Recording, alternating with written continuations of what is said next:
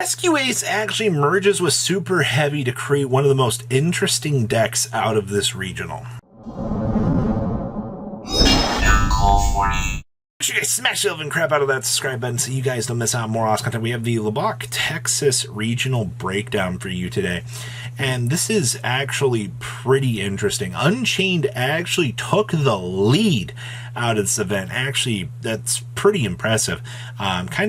Where's the rest of our evil Kashtira meta? You know, the deck is so crazy at the end of the day. No, it's Kashtira wasn't even present in the top cut of this event. You have a lot more roguish options, if anything, out of this, which is pretty cool.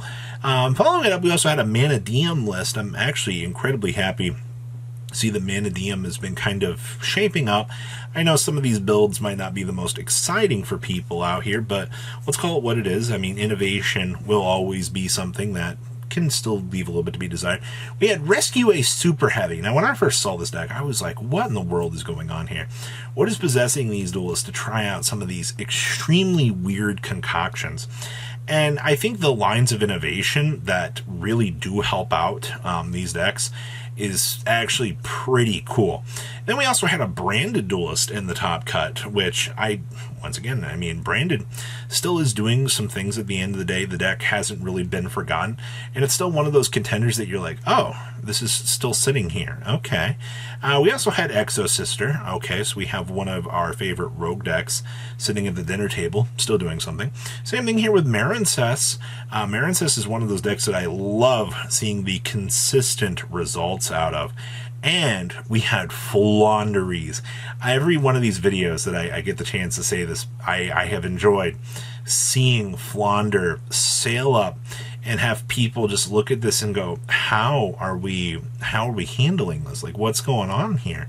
And the biggest thing is, if you're not prepared, you're just going to lose. Let's pass on over to those top deck lists. All right, our first list here is going to be Unchained with, of course, Droll Lockbird. I mean, we're always going to have Droll Lockbird. Like, this is the card in the meta right now. It slows down things. The first things I see that are kind of interesting are the Unchained Soul of Disaster down here in the side deck. I wonder how many people are actually really considering, you know, playing this card right now. And we also have Book of Eclipse down here in the side deck as well. So you have some very strong answers to the meta to make sure that you can keep that pressure on your opponent and control the game. All right, like, let's not deny this card how stupid good it can be. But if you're starting to notice a little bit of a shift out in the meta here, maybe you might need to consider, you know, some placements of things here. Also, thrusting on into the dimensional barrier is also going to be one of the best hee-hee-ha-has that you can actually kind of have out here in today's meta. And yes, Tour Guide, I think, is the best way to play this deck. I was reading some of the Unchained group on Facebook, and they're like, I don't want to play this card. I'm like, oh, okay.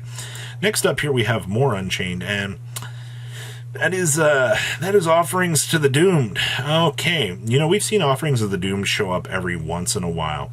And the fact that we do see this tech card actually kind of doing its thing is very impressive. We also have Mistaken Arrest down here as well. Till the end of your next turn after this card results, neither player can add cards from their deck to the hand except by drawing them.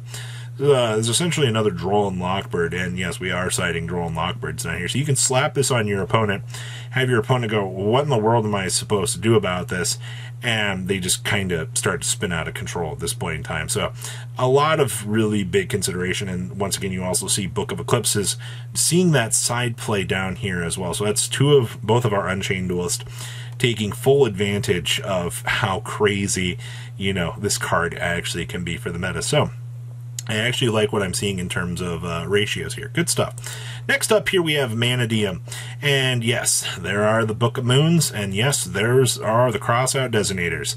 Crossout has been such a huge factor in this deck getting the chance to do anything. The only problem that I have right now with this is if Ghost Mourner or Moonlit Chill shows up and you do not have a copy of this, or, you know, you don't have access to a Ghost Mourner, you're going to be caught by surprise. I've already seen a couple regional reports from people that are like, wow, I just got counterplayed because, you know, I didn't have the Ghost Mourner. And that is a problem at the moment. All right, so do kind of keep that in mind, that the meta does call for sensible, cool things. I'm also happy to see that Ultimate Ibishi Bulkin, the Crimson Dragon, And of course, King Calamity down here, the big three of chaos, are actually getting the chance to see some play. I think I'm just more happy to see that Bishy Bulkin is doing Bishy Bulkin things as per usual. Next up here, we have Rescue a Superheavy. And this is so cool that this actually ended up working out. You know, who needs to go extremely crazy on the packages of things? Well, this is a little mini package that gives you access to the Baron de Fleur.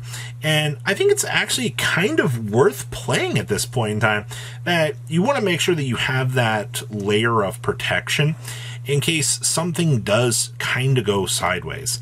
And all real things considered, I mean, you can have some very problematic things actually occur to you at the end of the day. I mean, we're playing the Nightmare Corrupt Ribley, and we're also playing Beat Cop in here as well.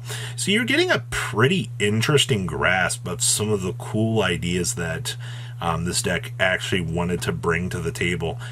Outside of that, good old Dempy here actually being a huge centerpiece for the deck as well. I love the fact that there's so many cool things you can actually do with this deck.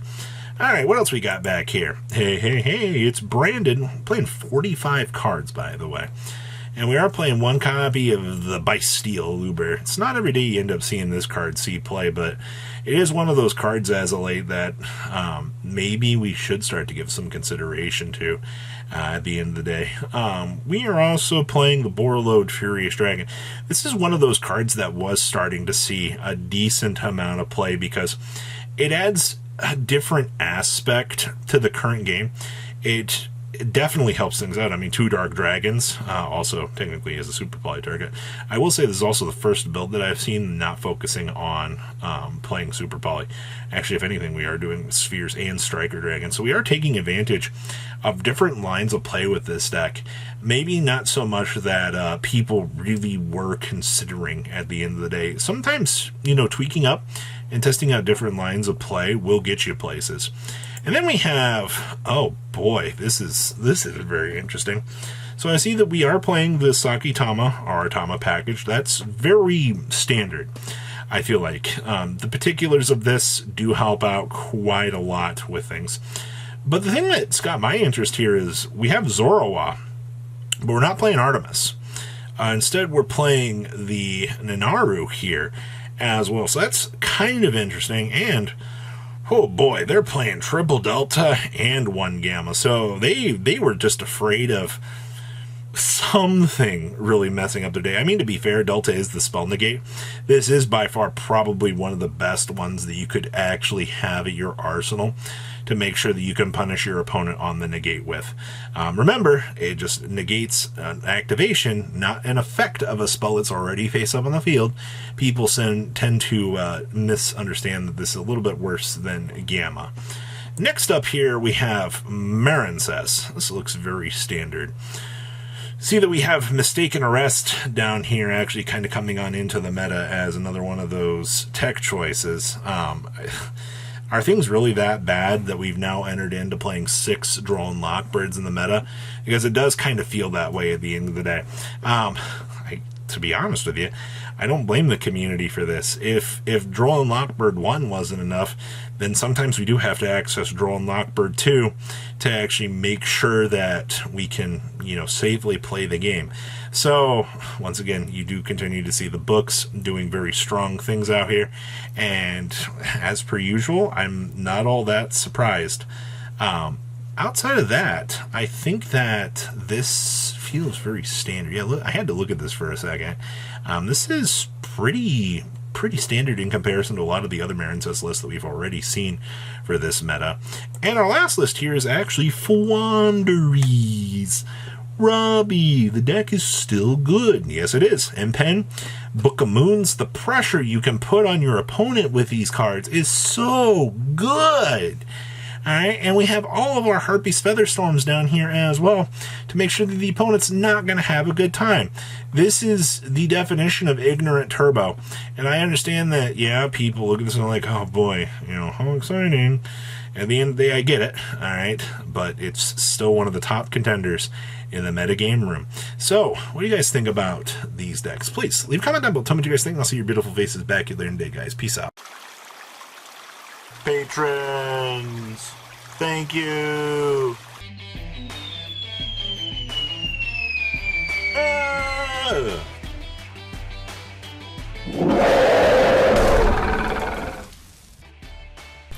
Thank you so much for watching. Check out these other videos.